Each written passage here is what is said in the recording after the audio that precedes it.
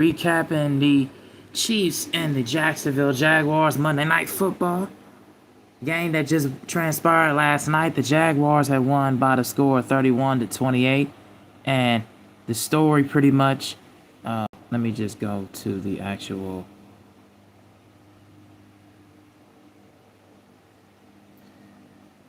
So the Jaguars pretty much were down 14-0 early on in the second quarter. Mainly how they got down by 2 scores. One, it was a turnover by Trevor Lawrence, fumble at the goal line at the Kansas City 1-yard line. So Kansas City went 96 yards down the field and scored, and the Jaguars came down and scored towards the end of the second quarter. And then the third and fourth quarter was kind of more of a back and forth. Both Trevor Lawrence and Patrick Mahomes led their teams in rushing yards. Both running games from besides Travis Etienne really had some good blocking combinations to protect Trevor Lawrence. You know, he didn't really get pressure, get sacked maybe once or twice. Whereas Kansas City and Mahomes, they were under fire. They were pretty much one-dimensional all game. But they were one-dimensional all game until late in the fourth quarter and towards the end of the third and early in the fourth, where they started to run Isaiah Pacheco. But Kansas City had way more passing yards, a little bit more rush yards, and way more yards per play. Both were efficient on third down. Both were kind of similar in first down and total first downs, and they had more time possession. But pretty much the story of the game was the turnovers and the penalties and special teams mistakes for Kansas City. As you saw, as I saw throughout, what happened was Harrison Butker had a couple kicks out of bounds, which put the Jaguars in good field position at the 40-yard line, and which set up Trevor Lawrence and the Jags and Travis Etienne and the Jags to score, and drove downfield and kick a field goal. And then late in the fourth quarter, after the turnover that was thrown from Lawrence and intercepted by McDuffie, Kareem Hunt had a 5-yard touchdown run, and they went down the field, and Trevor Lawrence ran into an offensive lineman, stumbled and fell twice, got back up, and literally almost fall again, and dove for the pylon and dove for the end zone and scored, which put him up 31-28, and that was pretty much the end of that deal. But what really looked and transpired is I'm going to go into show you guys real quick. Just some images. Couple of big catches. Mainly this one here by Travis Hunter. As this was third and long, 3rd and 7. Lawrence stepped into the pocket, and he hit him for a big, deep 52-yard reception, which put the Jags in Kansas City's territory, which also, that was a big game changer overall.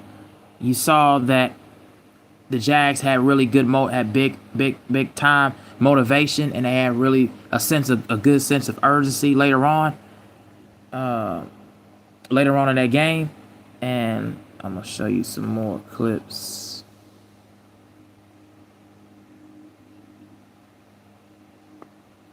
If I can find it.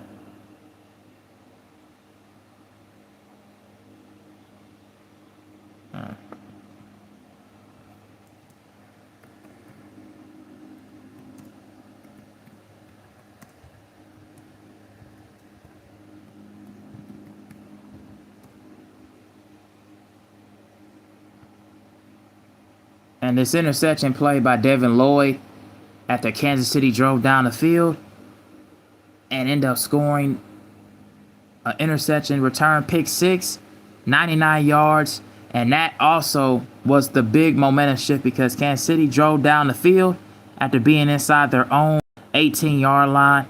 And that was the biggest game changer and momentum shifter throughout the entirety of the game. A huge play as he was trying to hit Smith-Schuster, and it was going for, I think they was doing a shallow cross or like a dig route.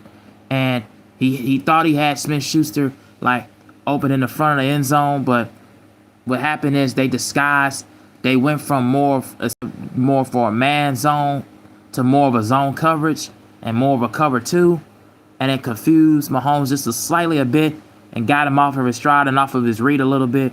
And Devin Lloyd was able to be Johnny on the spot and able to pick it off and return it for a pick six. So that was the biggest shifting momentum shifter of the game, which put the Jags up by 7.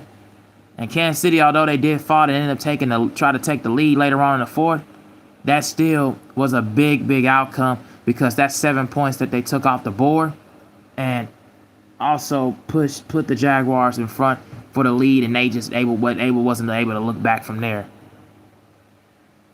So tell me, what are your guys' thoughts from what I saw and from what you guys saw from the Jaguars and the Chiefs? So yeah, Devin Lloyd and Filet Aloakon are two of the better linebackers in the AFC, and they proved it last night. And not only that, Tyson Campbell, and then of course Travis Hunter being on both sides, being the main number 2 receiver, and also being the main cornerback for the Jags. He also was a big factor, and the development factor. And because not only he can run the route tree, he can cover really good. You know, he can be your number 2. He can also line up in your slot to be your nickel and dime back as well. Like Travis Hunter, all you had to do was just get him on the field, run him some plays for him, and put him in position, for y'all to succeed. And that's the main thing that I would say is how you can be successful defensively at the Jags. And also, you added, you still have Eric Armstead. You still have Josh Hines Allen. Oh, hey, David Ann. Hey, how's it going? Yeah, you still have Josh Allen Hines. You still have Trey Walker from Georgia.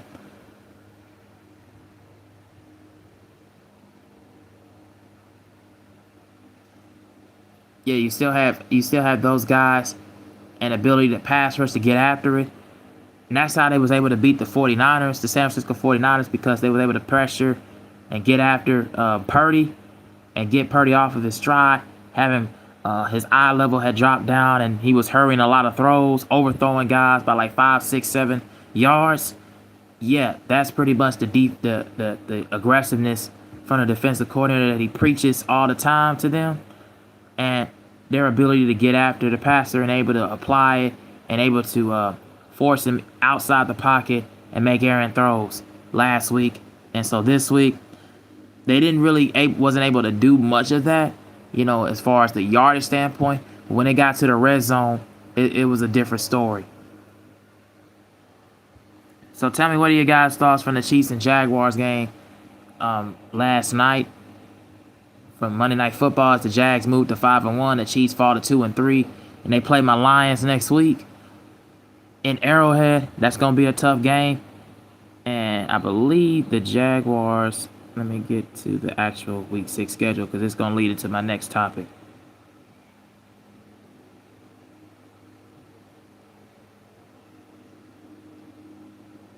It's actually going to lead into my next topic real quick.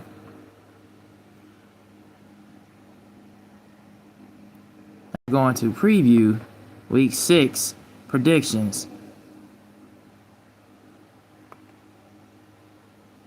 As the Jags play the Seahawks, 1 o'clock in Duval County again. So we're gonna preview Week 6 predictions as the Chiefs move to fall down to 2-3, and they play the Lions. The Jags play the Seahawks. So we'll see how next week goes. Now the Week 6 predictions and why. So the Eagles. We're starting off with the Eagles and the Giants, and this is Thursday Night Football. Now this is a game where the Giants completely stalled the game and stalled momentum, and that which they had headed into Week 5 against the Saints down in Mercedes-Benz in the Superdome, made Spencer Rattler look like it made him look like an absolute stud out there, which is insanely crazy to say, because he's not that great, and the offensive line for the Saints is not that strong, and Raheem Shaheed, he's been in and out of the lineup with injuries, nicked up with injuries. He still had the Honey Badger, Tyrann Mathieu, Demario Davis, Cameron Jordan, but they pretty much on their last legs. They not really been the same, so they pretty much get ready to get on their way out of there. But for the Giants, with Jackson Dart as your main starting quarterback, and getting him some reps in, and without Malik Neighbors, without a good receiving core, the Giants are pretty much on a downfall. I think this is a get-back game for the Eagles. I'm going to go with Philly in this one. I think they might be favored by a little bit, maybe close to a touchdown. I think they will be able to win the game, but I think the number may be a little bit skewed because I think the way that they collapsed in the fourth quarter last week, will have people skeptical and not running the ball with Saquon Barkley only having 6 carries. That's a concern, but I don't think it's going to be a concern in this matchup. I think they'll be able to win it in this one. It's not going to be a weird week like it was in week 5. My goodness, it was a lot of weird games, weird comebacks. No, that ain't going to happen in this one. I got the Eagles in this one. Now let's go to the Broncos and the Jets. Now, the Jets being at 0-5 is a back burner. Oh, hey, K Football, how's it going? It's a back burner for them. Aaron Glenn has got happy birthday. And, it's a back burner for them.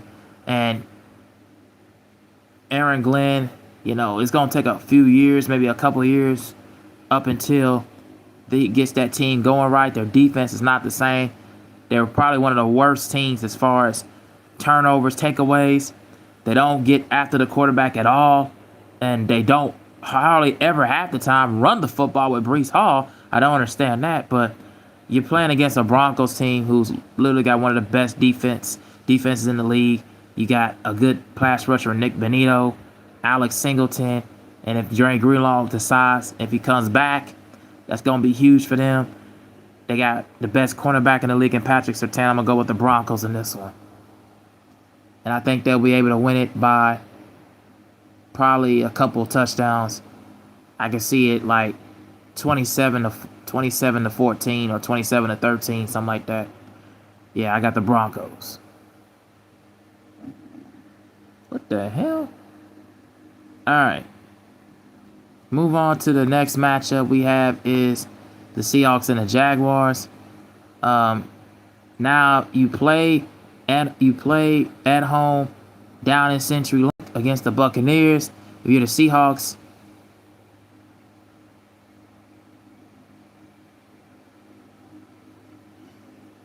against the Buccaneers, if you're the Seahawks, so you got all that tough loss out of your system. You drove down the field. You put up 35 points against a defense that literally had questionable secondary and questionable things going on. Now you're traveling cross country over to the AFC in the South, in the Duval County, South Florida. That's a long cross traveling game if you're the Seahawks. I think it's going to be a tough road, tough outing. And I like what I saw from the Jags. These past few weeks. They've been playing really well.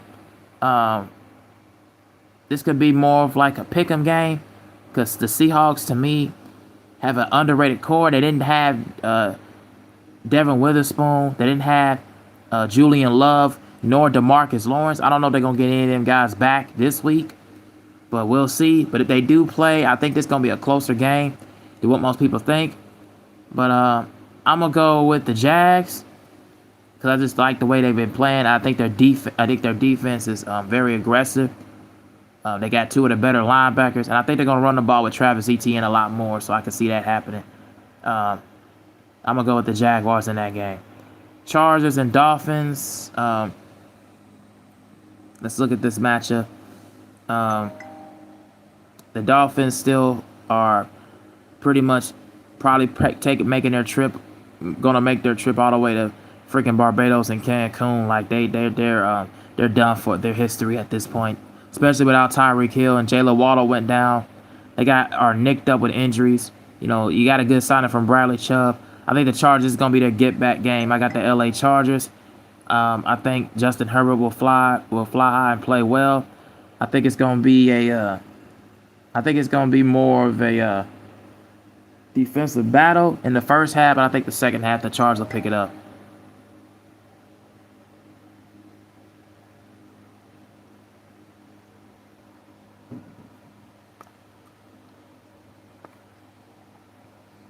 the Rams at the Ravens. I'm gonna go with the LA Rams. I got that score being like 21-13. We got the Cardinals and the Colts. I'm going with the Colts in this one. By not so big of a margin like they did against the Raiders, and being up by 7 against the Rams and pretty much blowing that game away. But I'm gonna go with the Colts in this one. I think it's gonna be a little bit more closer than what most people give it credit for.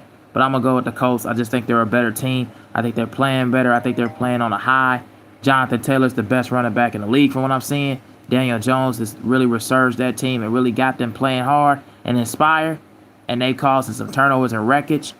And I think Latu and DeForest Buckner and them is going to get after Kyler Murray. So I'm going with the Colts in this one.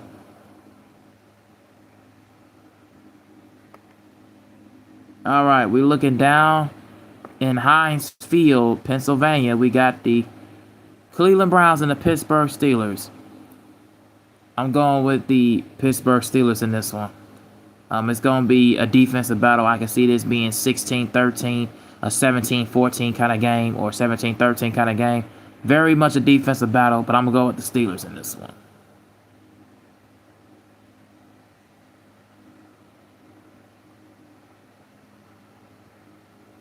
We got the Patriots and the Saints.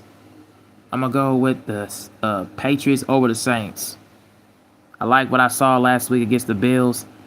Their defense, they mix it up with a lot of man coverage, one-on-ones.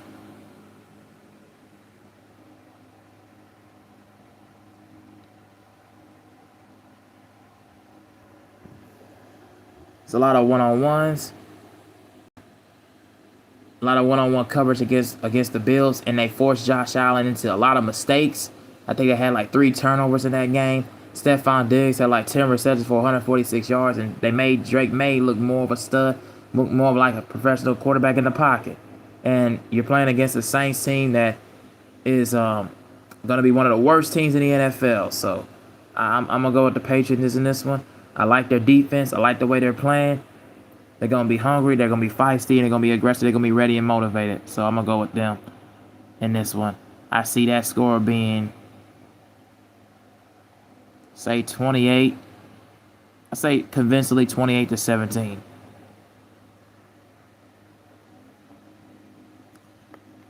The Titans and Raiders. I don't care about that game. We're not going to talk about that. Both teams stink. Let's go with the Bengals and Packers. Packers coming off a bye week are 2-1, and of course that tie at 40 all, 40 apiece against the Cowboys. And the Cincinnati Bengals are absolutely just are playing with no kind of passion, no fire, no course correcting, no energy, no synergy. It's a lot of the guys like Jamar Chase and Teague is complaining about not getting the ball, lack of protection for the offensive line, and being at home in Lambeau Field in Wisconsin. Man, Micah Parsons is gonna get after it. As the new acquisition, he's gonna get after it. I'm going to take the Green Bay Packers. I think because of the addition of Micah Parsons, he's making Rashawn Gary, Luke Van Ness, and Devon Wyatt's game more easier to get after it. And also Quay Walker and Edgerrin Cooper are really, really solid. As so is Xavier McKinney. The Packers will get back right, and I'm going with them over the Bengals. I don't like the way the Bengals have been looking these past several weeks. Then especially what happened against a depleted secondary in the Lions.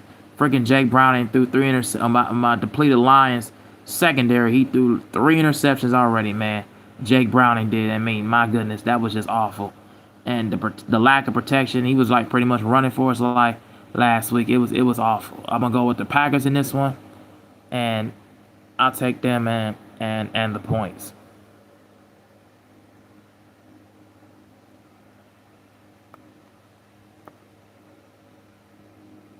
Let's go with the 49ers and Buccaneers. Both teams are 4-1. Both teams are looking to take advantage and take the heart out of the building. Both opponents looking to take the heart out of their own building. The Buccaneers with a crucial late game win last week over the Seattle Seahawks, and 38-35. Late drive by Baker Mayfield to put their team in field goal range for Chase McLaughlin to kick it. 39 yards. And then for the 49ers, late game field goal for them over the LA Rams in overtime. And Mac Jones had over 300 yards and 2 touchdowns. Man, he was on point. Christian McCaffrey was the league leader in rushing yards and receiving yards. So I think this is going to be a decisive game. The Buccaneers always have trouble slowing him down. So for some reason, I think the 49ers will win this game. I think the 49ers will pull out the upset. I don't like what I saw from the Buccaneers defense. It's pretty much Levante David or bust. And I think the 49ers are playing with a lot of pride and a lot of stride, and they're going to show teams why they're not a team to be messing with. So I'm going to go with the 49ers this one. It's going to be a more of a high-scoring game. I can see this being in the 30s. I can see this being a 31, 28, 29 kind of game. I'm going to go with the 49ers.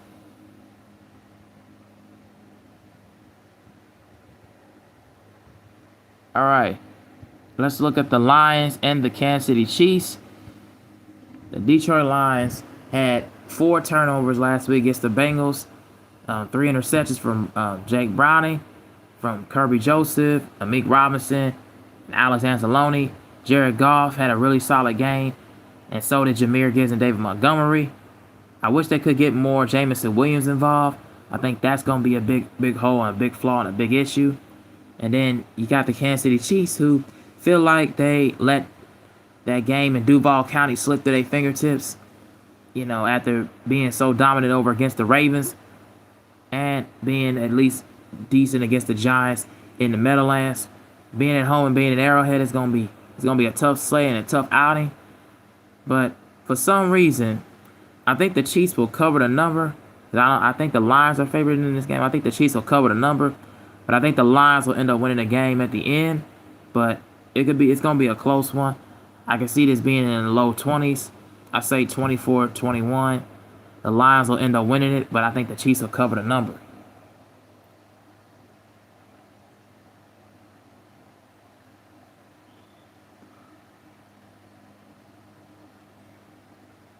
And last is the 2 Monday Night Football games. We'll first start with the Buffalo Bills and the Atlanta Falcons. This is going to be my upset. I'm going with the Atlanta Falcons over the Bills. I think what I saw last week as the Patriots was able to run against that Bills defense, and Stephon Diggs was able to pick that secondary apart. And the Bills I don't trust what I saw in them, man. It's like every year they always find some way to slip up. I think this will be another one of those slip-ups. I'm going with the Atlanta Falcons for the upset on Monday Night Football. I got them, and I'll take them in the points. And last week, the Chicago Bears and the Washington Commanders, as the Chicago Bears were also on a bye week, and they followed with the win over the Vegas Raiders, in Vegas.